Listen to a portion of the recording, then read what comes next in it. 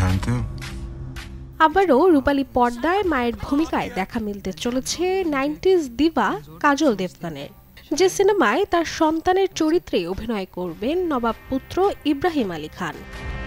बेटे को দর্শক, বলছি সিনেমা সরজমিনের কথা। वो अपने बाप जैसा ही चाहता है। কায়োজ ইরানির পরিচালনায় সিনেমার গল্প এগিয়েছে ভারতের উত্তপ্ত সীমান্ত কাশ্মীরকে ঘিরে, যেখানে দায়িত্ব, সম্পর্ক এবং পরিচয়ের সীমানা ক্রমেই অস্পষ্ট হয়ে ওঠে।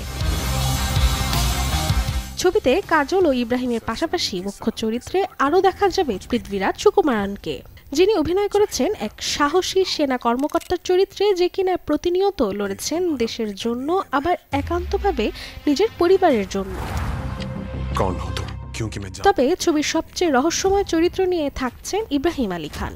এক ছায়াবৃত অতীতের অধিকারী এই তরুণের উপস্থিতি ধীরে ধীরে উন্মোচন করে এক অন্যতর দ্বন্দ্ব, যেখানে প্রশ্ন উঠে যায় আসল শত্রুকে আর পরিচয়ের বাস্তবতা কোথায়।